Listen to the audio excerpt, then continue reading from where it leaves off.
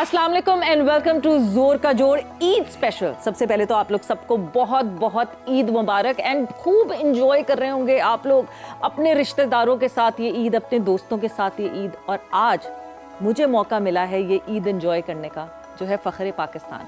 क्योंकि जब मैं बात करती हूँ कि अगर मैं यहाँ आज एक कॉन्फिडेंट पाकिस्तानी शहरी होकर बैठी हूँ, इसलिए क्योंकि पाकिस्तान वो मुल्क है जिसने ओलंपिक्स में गोल्ड जीता और 40 साल बाद वो गोल्ड हासिल किया। सबको पता चल ही गया होगा, मुझे मेरे ख्याल से और इससे ज़्यादा कोई इंट्रोडक्शन कराने की ज़रूरत नहीं है, क्योंकि एक को एक है हमारे पास अभी और हमारे साथ वो मौजूद हैं आज। अरशद नदीम, अस्सलाम वालेकुम अरशद एंड ईद मुबारक। अस्सलाम वालेकुम, मेरी तरफ से पूरे पाकिस्तानियों को बहुत बहुत ईद मुबारक हो। बिल्कुल जी। ईद की खुशियाँ तो बिखरी हुई हैं और जो खुशियाँ आपने हमें ऑलमोस्ट एक साल, अब पिछले साल अगस्त में जो खुशियाँ आपने हमें दी थी वो तो किसी से ढकी छुपी नहीं है। बट बहुत उसके बाद इंटरव्यूज़ आप दे चुके होंगे, बहुत आपसे एक ही जैसे सवाल सबने पूछे होंगे, मगर एक सवाल मैं ज़रूर पूछना चाहूँगी। जी। जो हम तो बाहर से देख रहे होते हैं ना, मुझे बाहर से देखते हुए, क्योंकि मैं लाइव देख रही थी, मैं उस वक्त ट्रैवल कर रही थी अपनी फैमिली के साथ और कोई वहाँ रात का टाइम था और मैं और मेरा हस्बैंड जो है ना, हम बैठ के लाइव देख रहे थे आपको उस वक्त ओलंपिक्स का जो पूरा स्टंट उस वक्त हो रहा था। हम तो बाहर से, मुझे इतनी एजिटेशन हो रही थी और मैं इतनी पैल्पिटेशन हो रही थी। आपको वहाँ फील्ड में कितनी पैल्पिटेशन हो रही होती है? देखिए कि पाकिस्तान को अल्लाह ताला ने बड़ी खुशी दी है। हाँ।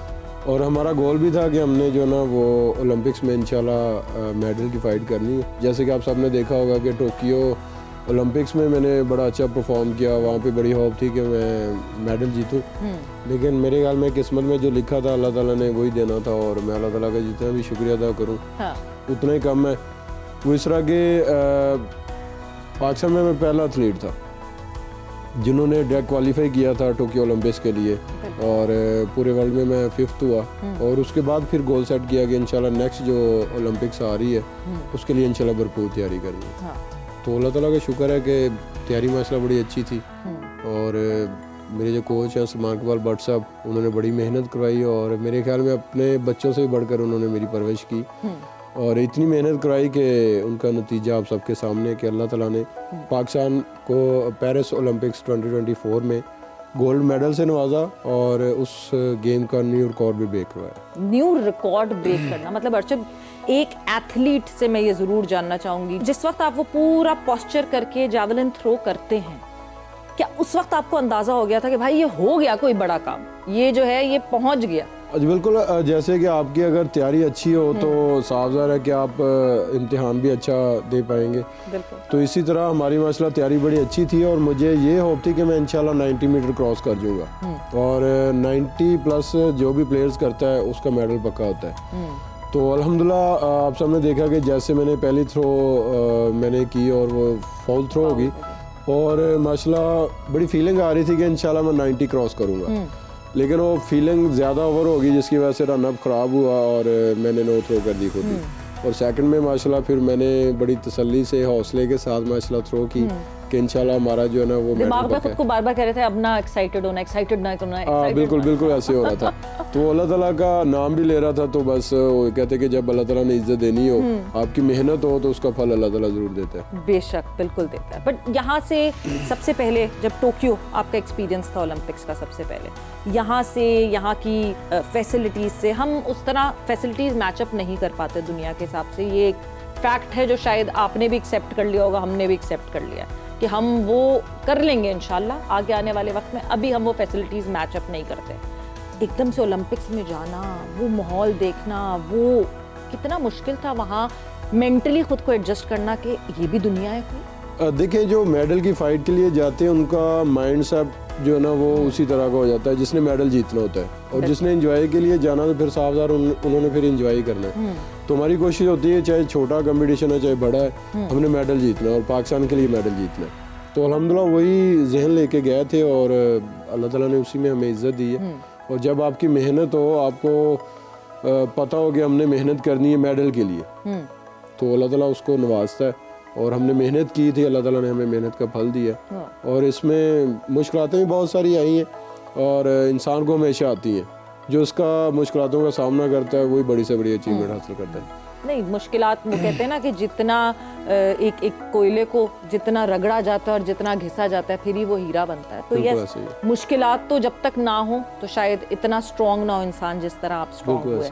बट एक और फीलिंग मैं फिर आपसे पूछना चाहूँगी, क्योंकि जब मैं देख रही होती हूँ तो मैं उस फीलिंग को जैसे नरेट करती हूँ, नेशनल एंथम बजना और पोडियम पे जाके खड़े होना, मतलब रोंगटे खड़े हो जाते हैं। आपकी भी यही फीलिंग थी? और कौन था जहन में उस वक्त, सबसे ज्यादा कौन था जहन में? देखिए उस वक्त तो पूरे पाकिस्तानी कौम जो थी वो मेरे जहन में चल रही थी कि देखिए उन्होंने मेरे लिए इतनी दुआएं की हैं, और जो मेरे कोच हैं उस्मान कुमार भट्ट साहब, उन्होंने इतनी मेहनत करवाई है। और अगर देखा जाए तो उस वक्त जो है ना वो इधर से सब, जब हमारी फ़्लाइट थी 21 को जो है ना मुझे इंजरी हुई है, और 24 जुलाई को हमारी फ़्लाइट थी। उस वक्त बड़े परेशान थे, और ज़हन में यही चल रहा था कि पूरे पाकिस्तानी कौम जो है ना वो हमें देख रही है, क्योंकि टोक्यो ओलंपिक्स में बड़ा अच्छा परफॉर्म किया। उसके बाद जो है वो अभी तक जो है ना वो वेट कर रही है पाकिस्तानी कौम, तो उसको इंशाल्लाह खुशखबरी देनी है। तो साथ ही इंजरी भी चल रही थी, और जब अल्लाह ताला ने इज़्ज़त दी है तो फिर पाकिस्तानी कौम ही जहन में चल रही थी, और जो मेरे कोच हैं उस्मान कुमार भट्ट साहब, जो हमारी टीम है वो जहन में चल रही थी। वालिदैन तो हमेशा इंसान के दिमाग में होती ही होते हैं। उनकी दुआएं हर अपनी जो भी उनकी जो अपना बेटा या बेटी परफॉर्म करते हैं तो वो तो जहन में चलते हैं। हाँ। तो ज़्यादा खुशी हो रही थी कि मैंने पाकिस्तान को इतनी बड़ी खुशी दी है, और ये अल्लाह ताला ने नवाजा है। बेशक, बिल्कुल, वो तो आप वो इस चीज़ से अपने आप को डिटैच कर ही नहीं सकते कि अगर ऊपर वाले की मेहरबानी ना हो तो ऐसा नहीं हो सकता। बट कहीं कोई थोड़ा सा डाउट आया था, बिकॉज उससे बिल्कुल पहले एक और पेरिस में इवेंट हुआ था, और कंपैरेटिवली उसमें competition was not that tough जितना ओलंपिक्स में टफ होने वाला था। उसमें परफॉर्मेंस का लेवल उससे कम था। सो कहीं कुछ थोड़ा सा डाउट था, क्योंकि मुझे ये बात ज़रूर पता है, जब आप बार बार सलमान भट्ट साहब की बात करते हैं ना, तो मुझे ये बिल्कुल अंदाज़ा है कि जितना वो आपको बकअप करते हैं, जितना वो आपको बूस्ट करते हैं, यानी आपके अंदर जो एनर्जी पुटअप करते हैं वो उनका काम है। सो कहीं कोई हुआ था कि अरशद नदीम डाउन हुआ हो तो सलमान साहब को ज़रूरत पड़ी हो आपको बकअप करने की कि कोई बात नहीं, ये हो गया, हम तो ओलंपिक्स की बात। देखिए मेरे ख्याल में जो अपना जो कोच साहब होते हैं, आपके टीचर होते हैं, वो आपके साथ बहुत ज़रूरी हैं, क्योंकि आपको उन्होंने बैकअप तो करना ही होता है। आपकी फादर फिगर होता है। बिल्कुल ऐसी है। तो अल्हम्दुलिल्लाह उन्होंने बहुत जगह पे किया है, जैसे कि हमें इंजरी हुई है, और 21 जुलाई को मुझे इंजरी हुई है, तो मैं वहाँ पे इधर पाकिस्तान में लाहौर में ट्रेनिंग कर रहा था। तो वहाँ पे फिर जब हमें इंजरी हुई तो बड़े परेशान हुए उस्मान कुमार भट्ट साहब, और उनके भी आंखों से आंसू आए और मेरी भी आंखों से आंसू आए। हम रो पड़े कि यार पूरे पाकिस्तानी कौम जो वो हमें देख रही है और इंतज़ार कर रही है कि ओलंपिक्स में इंशाल्लाह हमारा इस दफ़ा मेडल पक्का है, तो हमें इंजरी होगी तो अभी क्या बनेगा। तो ज़्यादा ज़हन में यही चल रहा था कि पाकिस्तानी कौम को इतनी बड़ी खुशखबरी हमने इंशाल्लाह देनी है। तो लेकिन ये अल्लाह ताला ने क्या किया, फिर भी अल्लाह ताला का शुक्र अदा किया कि इसमें भी कोई बेहतरी होगी।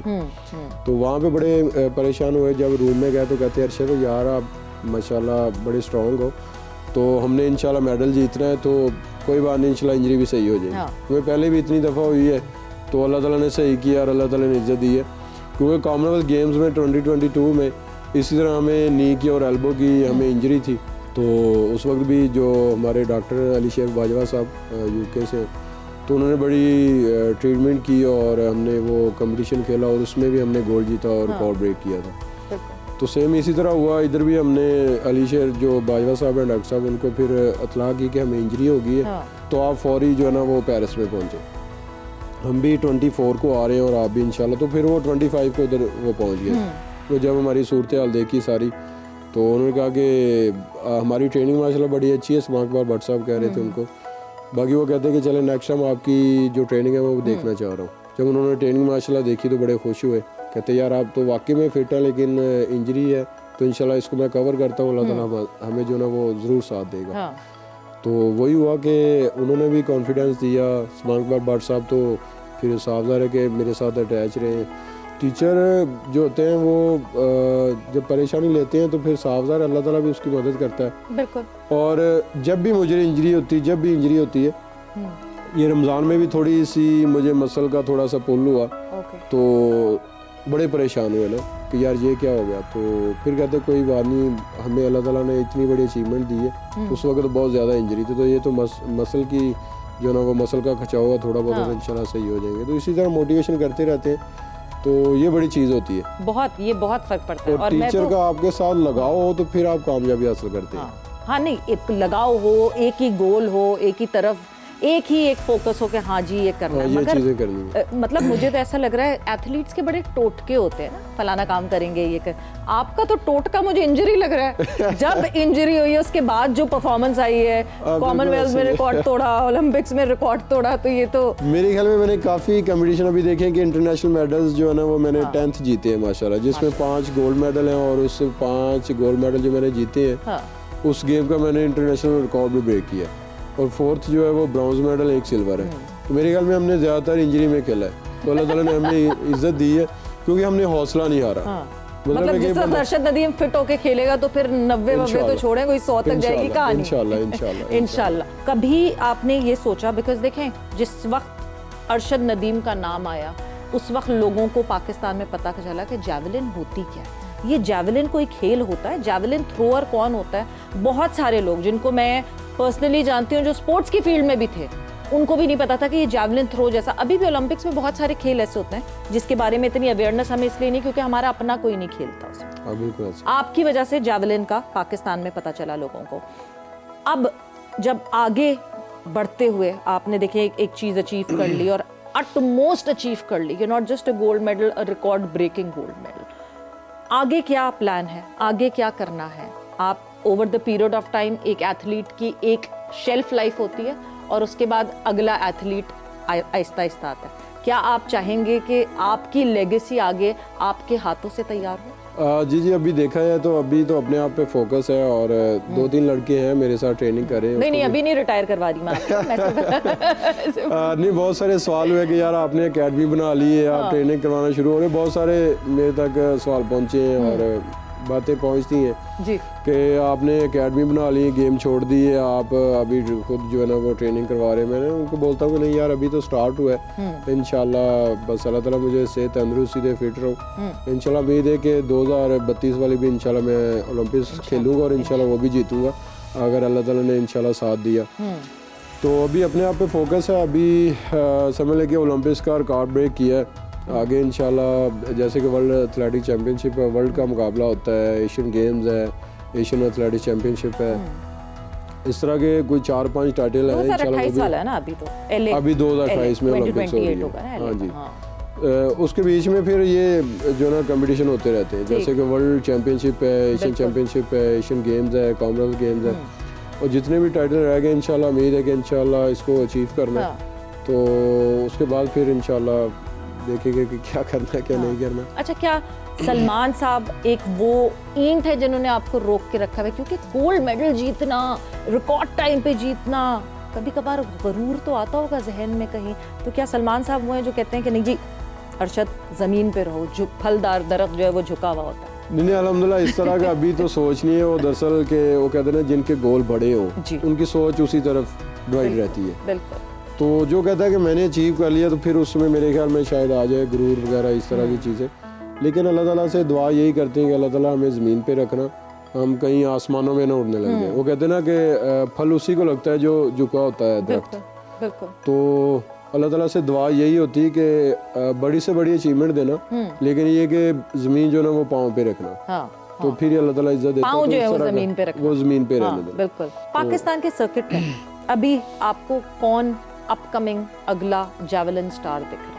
आगे अभी देखिए, अभी तो स्टार्ट हुआ है, जैसे कि नेशनल गेम्स होती है, चैम्पियनशिप होती है, पाकिस्तान में कंपटीशन होते हैं, तो वहाँ से फिर पता चलता है। अभी मेरे ख्याल में मई में नेशनल गेम्स हो रही है, तो वहाँ से अभी प्लेयर्स आएंगे, वो खेलेंगे तो पता चलेगा। उम्मीद तो बड़ी है कि इस तरफ बहुत सारे जो ना हमारी यूथ और नौजवान आए हैं, तो इंशाल्लाह बहुत सारे जैवलिन थ्रो भी निकलेंगे। इसके अलावा भी बहुत सारे इवेंट्स हैं, उसमें भी इंशाल्लाह हमारे प्लेयर्स निकलेंगे। तो एथलेटिक्स में काफ़ी इवेंट्स हैं, तो उम्मीद है कि इंशाल्लाह एशिया लेवल पे तो हमारे जो ना एथलीट्स निकलेंगे। बाकी इस पे थोड़ा सा वर्क किया जाए, जैसे कि हमें उस लेवल की फैसिलिटीज़ तो नहीं है जी, तो बाकी अगर मिल जाए तो उम्मीद है कि इंशाल्लाह हम वर्ल्ड में भी परफॉर्म कर सकते हैं। बाकी एशिया लेवल पे तो हम परफॉर्म कर सकते हैं। इस तरह के हमारे पास अल्हम्दुलिल्लाह एथलीट्स हैं। अच्छा, फैसिलिटीज़ की जब हम बात करते हैं, कोई ठीक है ईद का दिन है, हम शायद ये फैसिलिटीज़ वाला किसी और टाइम भी हम उसकी बात कर सकते हैं, बिकॉज दुख होता है जब आप ये सोचते हैं कि अचीवमेंट्स आ रही हैं और रॉ टैलेंट अचीवमेंट्स ला के दे रहा है, वरना जिस तरह की फैसिलिटीज़ दुनिया भर के एथलीट्स को मिलती शायद वो मिले हमें तो हम कितना और बेहतर कर सकें। मगर क्यों नहीं कहीं भी कभी भी किसी का ध्यान क्यों नहीं जाता? मतलब मुझे याद है लास्ट टाइम मेरी और आपका बात हुई थी तो 2022 में, तब भी हमने यही बात की थी कि फैसिलिटीज़ नहीं मिलती, जितनी फैसिलिटीज़ की कोशिश। अब तो आप बहुत बड़ा एक हाउस होल्ड नाम है पाकिस्तान के लिए, अभी भी फैसिलिटीज़ का फुकदान है? देखिए कि मैंने तो जिस तरह गुजारी, लेकिन मेरे ख्याल में जिस तरह के हमारी यूथ है, नौजवान है, उनको फैसिलिटीज़ की ज़रूरत है। अगर उनको फैसिलिटीज़ मिल जाए, मैंने तो जिस तरह टाइम गुजारा है, अल्लाह ताला का शुक्र है, अल्लाह ताला ने उसी टाइम में मुझे इतनी बड़ी अचीवमेंट दी है। तो अभी तो मसला बहुत बेहतर हो गया काम, लेकिन मैं चाहता हूँ कि हमारे जो जितने भी एथलीट्स हैं उनको फैसिलिटीज़ मिलनी चाहिए, ताकि ये देखें ना कि स्पोर्ट जो है, जैसे मैंने अभी अल्लाह ताला का शुक्र है कि नाम रोशन किया, अभी पूरे वर्ल्ड में पाकिस्तान का एक नाम है कि यार एक पाकिस्तान भी कंट्रीज़ है। पहले भी होगा, लेकिन अभी जो है ना वो पाकिस्तान को बेहतर से बेहतर जानने लगे कि यार वहाँ से देखें कि अरशद नदीम ने इतना बड़ा परफॉर्म किया। तो इस तरह अगर मैं ये नहीं चाहूँगा कि आप स्पोर्ट्स में करें, आप किसी भी काम में ना उसमें फैसिलिटीज़ ज़रूरी है। बिल्कुल। वो इसलिए कि लोग फिर दिलचस्पी भी रखते हैं। जब फैसिलिटीज़ नहीं होगी तो फिर वो कहेंगे कि यार जैसे कि मेरे पे लगा लें, अभी अल्लाह ताला ने इज्जत दी है तो अभी जैसे परफॉर्म मैंने किया तो लोग देख के इस तरफ आ रहे हैं जी। इस तरह उनको भी फैसिलिटीज मिलनी चाहिए ताकि वो भी जो है ना वो ट्रेनिंग बेहतर से बेहतर कर सके और परफॉर्म कर सके और आइडल्स बन सके, क्योंकि हमारे पास स्पोर्ट्स में आइडल्स खत्म हो गए। बिल्कुल ऐसे ही है। बट कितना बड़ा इख्तिलाफ है अरशद को क्रिकेटर्स से कि जितनी लाइमलाइट क्रिकेटर्स अच्छा खेले ना खेले, मगर क्रिकेटर्स को जो है वो वाह सारे वक्त होती रहे। देखिए हमारे क्रिकेटर्स जो हैं वो भी हमारे हीरोज हैं। हाँ। और हीरोज की हमेशा कदर करें। देखिए कि सारे मैदान में उतरते हैं, लेकिन मैं बात एक ही कहूँगा, जितने भी हमारे एथलीट्स हैं, जितने भी हमारे हीरोज़ हैं, उनको यही कहूँगा कि जब भी खेलो पाकिस्तान के लिए खेलो और लगन के साथ, जज्बे के साथ खेलो, तो फिर अल्लाह ताला हमें जो ना वो मदद करता है। हाँ। जब भी खेलें पाकिस्तान के लिए खेलें तो आप बड़ी से बड़ी अचीवमेंट हासिल कर जाओ। आपके मैं इस जुमले को पूरा करती हूँ कि पाकिस्तान के लिए खेलें, पाकिस्तान से ना खेलें। तो ये बहुत ज़रूरी एक वो है इसका फ़र्क थोड़ा सा कि आपको पाकिस्तान के लिए खेलना और जाहिर सी बात है नाम करना। हम एक ब्रेक पर जाते हैं और जब ब्रेक से वापस आएंगे तो क्यों ना सलमान बट साहब को यहाँ बुलाया जाए और उनसे भी ज़रा थोड़ी सी ईद की बातें हो, ईद की गुफ्तगू हो और बहुत सारी मज़ेदार बातें और किस्से हम अरशद नदीम के भी उनसे जानेंगे after the short break. And welcome back to जोर का जोड़ ईद स्पेशल। और मज़ेदार गुफ्तगू हो रही है बिकॉज एक पाकिस्तान की शान, एक बहुत ही मज़ेदार इंसान शख्स हमारे साथ मौजूद हैं जिन्होंने पाकिस्तान के लिए कितने सालों बाद, मैं तो पैदा ही नहीं हुई थी जब गोल्ड मेडल पहली पाकिस्तान ने जीता था, और अब जब गोल्ड मेडल जीता, सो यस अरशद नदीम हमारे साथ मौजूद हैं। और अब कहते हैं ना कि एक इंसान कहते हैं सक्सेसफुल होता है तो एक सक्सेसफुल इंसान के पीछे एक औरत का हाथ होता है, मगर हर दफ़ा ऐसा नहीं होता। एक सक्सेसफुल एथलीट के पीछे कोई ऐसा होता है जो सक्सेसफुल एथलीट को पुश कर रहा होता है हर वक्त। जब वो एथलीट डाउन एंड आउट होता है उस वक्त वो उसको वापस खड़ा करने का काम करता है, and that is his coach. So आज अरशद नदीम के कोच हमारे साथ मौजूद हैं, सलमान बट साहब। अस्सलाम वालेकुम। वालेकुम अस्सलाम। ईद मुबारक। बहुत बहुत ईद मुबारक हो सारे पाकिस्तान को, मेरी तरफ से ईद मुबारक। बिल्कुल जी। सो सलमान साहब, सबसे पहले तो एक फ़ख्र तो ऑब्वियसली है, एक हीरा जो आपके पास है, मगर इस हीरे को आपने तराशा और आपका काम था कि जिस तरह आप लेकर चले हर इवेंट पे। जब अरशद ने जो है वो थ्रो की है और उसके बाद जीत मिली है और वो जिस तरह आपके पास आए, we could see that bond. कब कितने सालों से आप लोग साथ हैं और कब से वो बॉन्ड बनना शुरू हुआ? जी, जैसे अरशद ने भी मुतादिद दफ़ा बताया कि ये कुछ 2013 में इसने ये जेवलिन का सारा मामला शुरू किया और 13 से लेके 2020 में मैंने अरशद के साथ काम शुरू किया। ठीक है। पहले वो स्टेजेस थी जिसमें और कोचेस थे, साकी साहब थे, बुखारी साहब थे, उन्होंने इनको कोच किया। और एक ओलंपिक्स चांसी थी, लास्ट चांसी हमने देखी 2020 की ओलंपिक्स टोक्यो में, वहाँ पे बुखारी साहब थे ऑब्वियसली। उसके बाद ये मुझे 5वां साल है जी। और जब अरशद आया था तो he was already 25 years of age और मैच्योर एथलीट होने जा रहा था ये उस वक्त, लेकिन 25 से पीक शुरू हो जाती है थ्रोअर की। तो मैंने देखा कोई बेसिक इसमें फ्लॉज तो नहीं मैं कह सकता, कमी छोटी मोटी थी। तो उसको हमने जो मॉडर्न हमारी टेक्निक्स हैं, जो हमारे मेथड्स हैं, जो अप्लाई होते हैं, जो मैंने सीखे ज़िंदगी में और जो मैंने कोचिंग के हवाले से सीखे, उनको अप्लाई करना शुरू किया। और ऑब्वियसली जिस वक्त ये आया था तो इसको एल्बो की इंजरी थी, उसके साथ साथ नी की इंजरी थी। तो वो एक बहुत बड़ी चीज़ है कि आप चीज़ फेंक रहे हैं और जिन दो चीज़ों ने कंट्रीब्यूट करना है टुवर्ड्स दैट थ्रो, अब वही आपकी इंजर है। तो इसके लिए हमने फिर एक इलाज के लिए रेफ़र किया और यहाँ पे इलाज की बजाय हमने यूके में इलाज कराया। वो बड़ा महंगा था, हमारे एक स्पॉन्सर थे तो उन्होंने साथ मिल के कॉन्ट्रीब्यूट किया और ये मुमकिन हो सका। ओके, तो आप लोग फिर ट्रेन करने साउथ अफ्रीका में गालिबन गए थे लास्ट ईयर? फेडरेशन ने उस वक्त ये मेरा मतलब फैसला किया कि जी इसको बाहर भेजा जाएगा। ठीक है। तो एक मैंने वहाँ से ढूंढा उन्हें, टर्सियस लाइबनबर्ग उनका नाम है, वो बड़े अच्छे कोच हैं, इंटरनेशनली रिनाउंड है और उन्होंने एक ट्रेनिंग सेंटर खोला हुआ है। वो नॉर्थ वेस्ट यूनिवर्सिटी जो हमारी साउथ अफ्रीका में है, वहाँ पे उनका एक सेंटर है। तमाम एथलीट्स जब यूरोप में बर्फ़ पड़ रही होती है सर्दियों में, तो वहाँ पे अच्छा मौसम होता है और उसकी वजह से लोग वहाँ पे आते हैं। तो अब अरशद ऑल्सो वेंट देयर। एक दफ़ा ये 60 दिन रहे, अच्छा, वहाँ पे ट्रेनिंग की और उसके बाद अगले साल भी गए और 30 दिन रहे। तो तमाम दौरानिए में ये 90 दिन उसके साथ भी ट्रेनिंग की इन्होंने लाइबनबर्ग के। और लाइबनबर्ग जर्मन थे बेसिकली? हाँ जी, जर्मन ओरिजिन लेकिन settled in south Africa. But क्योंकि आप जर्मनी में भी देखते हैं बहुत ज़्यादा जैवलिन का इन्फ्लुएंस है। हमने जर्मन जैवलिन थ्रोअर्स भी देखे जिनका बड़े स्ट्रॉन्ग रहे हैं। But over the period of time Salman साहब, किस तरह क्या ये जो मॉडर्न डे लर्निंग है, आप इससे खुद कैसे इक्विप्ड होते हैं कि आप आगे अरशद को इक्विप कर सकें? देखिए, सबसे पहले तो मेरा अपना बैकग्राउंड थ्रोइंग का है। ठीक है। मैंने सारी जिंदगी थ्रोइंग की है। मेरे घुटने अभी बड़े कम चलते हैं। वो इसलिए नहीं चलते कि मैं किसी सोफे पे बैठा रहूं, वो इसलिए कि मैं खुद थ्रो करता था। ठीक है। डिस्कस मेरी प्राइमरी थ्रो थी, लेकिन मैंने जेवलिन भी किया हुआ है। 62 मीटर तक मैंने अपना जेवलिन किया हुआ है। तो I had first hand knowledge, क्या ट्रेनिंग होती है इसकी, वेट ट्रेनिंग क्या होती है इसकी, बाकी फ्लेक्सिबिलिटी कैसे करनी है, थ्रो रेंज कैसे, बेसिक कॉन्सेप्ट मेरे पास थे।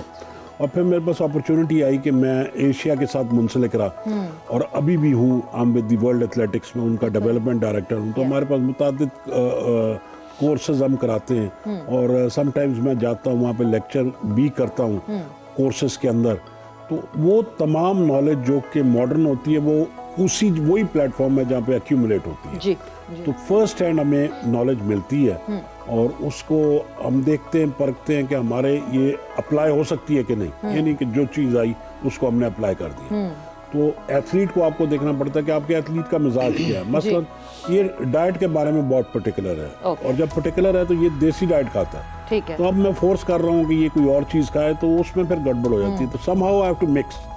तो जो भी आपका प्रिंसिपल है, आपने अपने रिसोर्सेज को भी देखना है, अपने एनवायरनमेंट को देखना है और सबसे बड़ी बात हमने अपने क्लाइमेट को देखना है। देखिए ना, यहाँ पे तो 6 महीने हमारे ऐसे होते हैं कि बहुत एक्सट्रीम टेम्परेचर होता है। बिल्कुल। और उससे 3 महीने उसमें से ये होता है कि हमारी हीट इंडेक्स, जो कि उसमें हब्स का ह्यूमिडिटी का एक एलिमेंट आ जाता है और वो बहुत तकलीफदेह होता है। वो इंजरी बहुत हो जाती है, आप डिहाइड्रेट हो जाते हैं।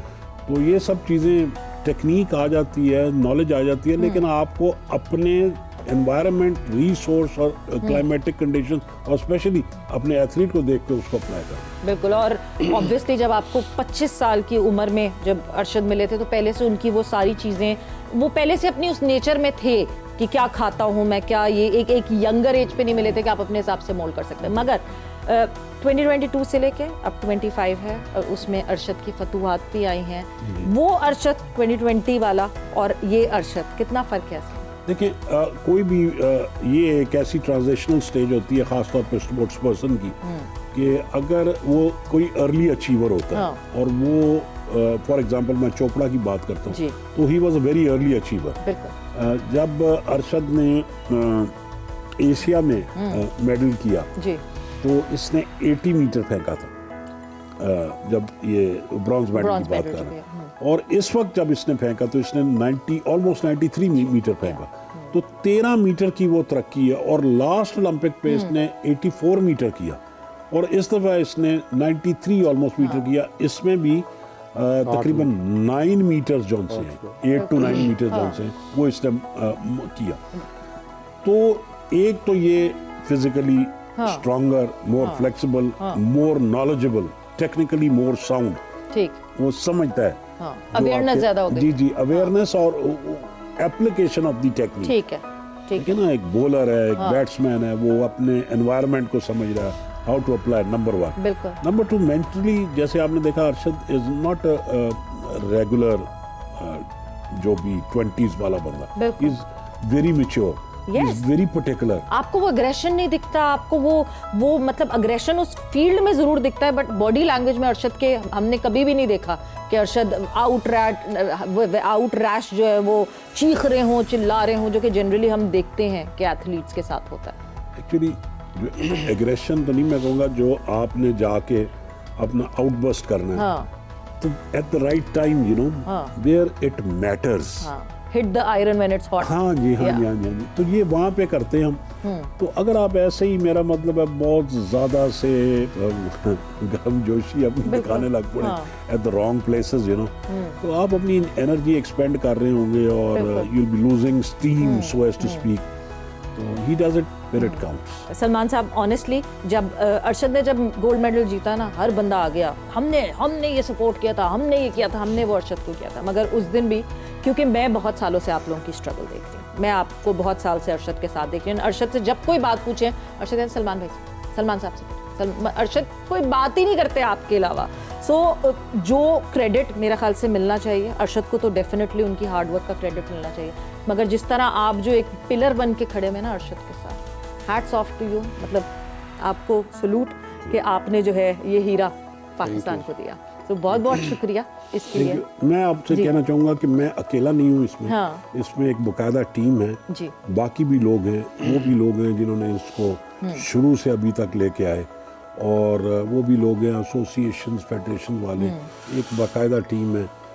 ठीक है, मेरी कंट्रीब्यूशन हुआ है जो सामने नज़र आती है, but you can not take away जो उन्होंने अरशद को कंट्रीब्यूट किया, इंक्लूडिंग यू नो जो इन्होंने, आपने हमें बुलाया और हमें एक प्लेटफॉर्म पे रख के आज ईद वाले दिन प्रोजेक्ट करें। Thank you very much. Thank you जी, बहुत बहुत शुक्रिया। और सबसे बड़ी बात यह है कि आपको ये याद है कि उन सबको मेंशन करना है, इससे ज़्यादा मुझे लगता है बड़ी बात नहीं, वरना लोग भूल जाते हैं कि हाँ जी कोई पीछे है जिसको याद भी करना है। But thank you, thanks a lot.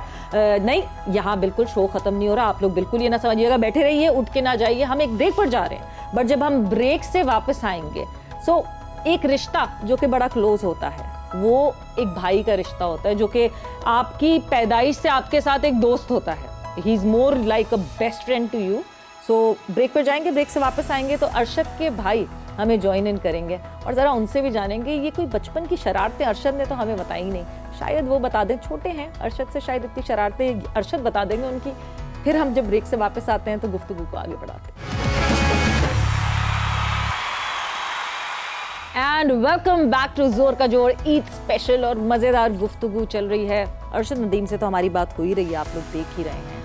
And then Salman but साहब आए थे, जो कि एक पिलर जो कि अरशद नदीम के साथ मौजूद है। मगर फिर उसके बाद जब मैंने लेगेसी की बात की थी अरशद से, तो मेरे जहन में एक बात आई थी कि लेगेसी यूजुअली आपको फैमिली में आगे बढ़ती हुई दिखती है, तो क्या ऐसा होने वाला है कि नहीं होने वाला? तो हमारे साथ मौजूद हैं अरशद नदीम के भाई मोहम्मद अलीम।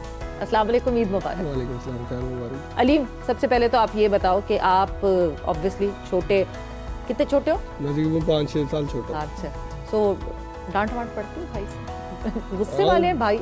नहीं, बस ठीक है, अलहमदुलिल्लाह मेरे साथ तो काफ़ी है, लेकिन जब मैं कोई बुरा काम करता हूँ तो फिर तो डांट पड़ती है। और कभी कभी मैं महसूस करता हूँ, फिर सोचता हूँ कि नहीं बड़े हैं, मेरा फायदा ही होगा जो मुझे डांट करें। वो तो ज़रूरी होता है कि डांट ना पड़े तो कान ना खींचे बड़ा भाई, तो क्या बड़ा भाई हुआ वो।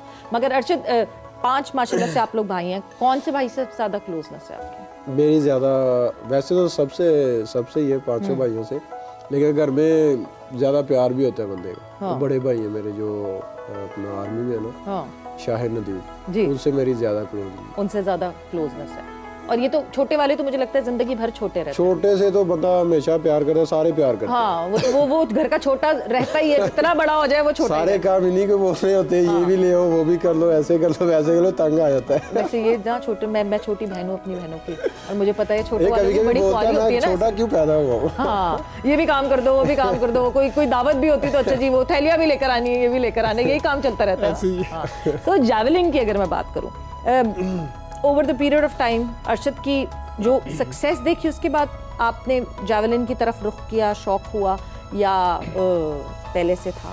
नहीं, ये स्कूल बेस पे भाई ने भी स्टार्ट किया था, और स्कूल बेस पे होते रहते हैं मुकाबले। और अल्हम्दुलिल्लाह हम सब भाइयों को स्पोर्ट का बहुत शौक है। ठीक है कि हम खाना समझे छोड़ सकते हैं, लेकिन गेम नहीं छोड़ते। घर में बात का बहस होती रहती है कि खाने का टाइम हो गया, आप बाहर ही फिर आज जो। उन्होंने हमें समझा कि बार बार कॉल करके बुलवाते थे, लेकिन वो स्कूल बेस पे मैंने स्टार्ट किया, डिवीज़न, ज़िला लेवल, पंजाब लेवल।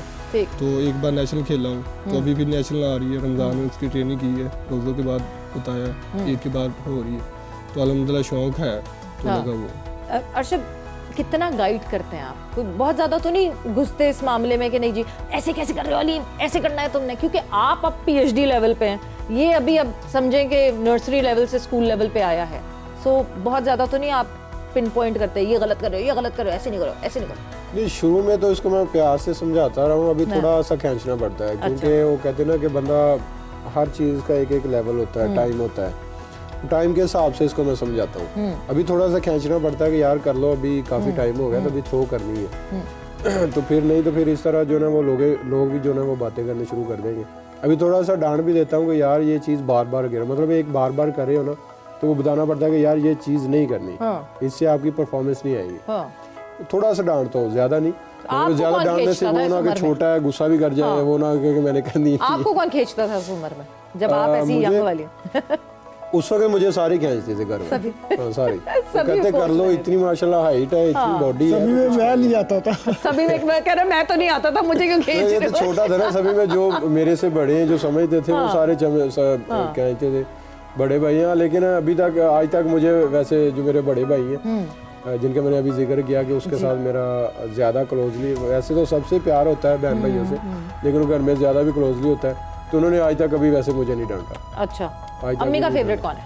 अम्मी का फेवरेट मेरे जो ख्याल में वो जितना हंस रहा है ना, मुझे लग रहा है छोटा ही होता है वैसे फेवरेट। नहीं, ये छोटा तो सबके लिए होता है। छोटा तो जो ना वो कहते हैं ना कि वो गलती भी कर ले, चलो यार छोटा क्या है, छोड़ दे, तो समझा दे। बट वैसे एक देखिए, माओ के लिए सारे बच्चे बराबर होते हैं, कहीं ना कहीं एक झुकाव थोड़ा सा जरूर होता है कि हाँ जी। मेरे जो समझने में यही मैं समझूंगा कि वो बड़े भाई दोनों हैं, उनसे ज्यादा क्लोजली है। हर बच्चा वैसे सोचता है नहीं मेरी माँ का ना दूसरा। मैं गिला कभी कभी करता हूँ अम्मी से, अब उनके साथ ज्यादा अटैच है। इसी बात पे हंस रहा हूँ, इसीलिए मैं सबके साथ हूँ। मैंने कहा मैंने ये नहीं कहा कि आप किसी के साथ नहीं, मैंने कहा सबके साथ है, लेकिन ज्यादा क्लोजली उनके साथ है। ये तो ये खैर, मगर अभी तो देखिए सब बड़े हो गए हैं, सब इधर उधर। आपने कहा आपके भाई जो हैं वो फोर्सेस में हैं, जब साथ थे, मतलब एक घर ना अभी माशाल्लाह साथ है। मैंने जब भी खुशी गमी करनी है मैंने सबके साथ करता हूँ जाके। बट एक यंग एज में जब भाई साथ होते हैं सारे, वो अलग किस्म की शरारतें होती हैं और उस पर डांटे भी पड़ती हैं बहुत सारी। कोई खास ऐसी, ये तो आप तो इतने छोटे हो, मैं आपसे क्या पूछूंगी, आप तो इन शरारतों में होते ही नहीं होंगे। बड़े भाइयों के साथ शरारतें वैसे वाकई में जो है ना वो बचपन में इतनी शरारतें नहीं थी मेरी, जिस तरह अभी अल्हम्दुलिल्लाह अल्लाह ताला जिंदगी। अर्शद नदीम शरारती बच्चा नहीं था? नहीं था, बिल्कुल भी नहीं, बिल्कुल भी नहीं। इनको भी पता है, घर में पूछ लेते, अम्मी से सबसे पूछते रहते, बिल्कुल शरारती नहीं थी।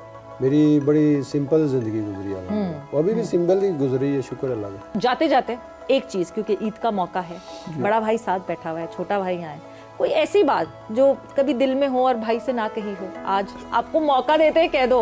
नहीं, फिलहाल अभी तो कोई नहीं, फिलहाल नहीं, अभी कोई मौका दे रही थी मैं, इतना बड़ा मौका था ना ये जिंदगी का, मिलता नहीं है लोगों को। कोई बात नहीं, कोई नहीं फिलहाल। मैंने कभी मौका बड़ा गुस्से में आपने रखा है, बड़ा रोब में है ये, मुझे लग रहा है। नहीं, मेरे भाइयों ने अल्हम्दुलिल्लाह, छोटा हूँ, उन्होंने मेरी सारी ख्वाहिशें की, खासकर भाई के साथ ही हूँ अल्हम्दुलिल्लाह, जिस चीज़ की मैंने ख्वाहिश की है ना, इस भाई ने मेरी पूरी की। ठीक है जी, बहुत बहुत शुक्रिया, thanks a lot, and all our prayers for you, all our prayers for you, और हमारा नाम रोशन करें और पाकिस्तान का नाम रोशन करें। हमें फ़ख्र अभी है और फ़ख्र हो आपके ऊपर, ऐसी मेहनत करते रहें इंशाल्लाह। और इंशाल्लाह हम भी आपके लिए दुआ करते रहेंगे कि जब आप किसी भी बड़े इवेंट में जाएं, किसी छोटे इवेंट में जाएं, किसी बड़े इवेंट में जाएं, हमें अपना कौमी तराना सुनने को ज़रूर मिले जब आप उस पोडियम पर जाएं। इंशाल्लाह। तो बहुत बहुत शुक्रिया एक दफ़ा फिर से, ईद मुबारक आप लोगों को, और ईदी ले लेना भाई से टाइम पे ना, but thanks a lot and this was the Eid day with जोर का जोर टीम विद समा टीवी। आई होप आपने एंजॉय किया होगा। अपना बहुत ख्याल रखिएगा। ईद मुबारक फिर से, ईद सेलिब्रेट करें अपनी फैमिली के साथ, अपने लव्ड वंस के साथ। टेक केयर, बाय बाय, अल्लाह हाफ़िज़।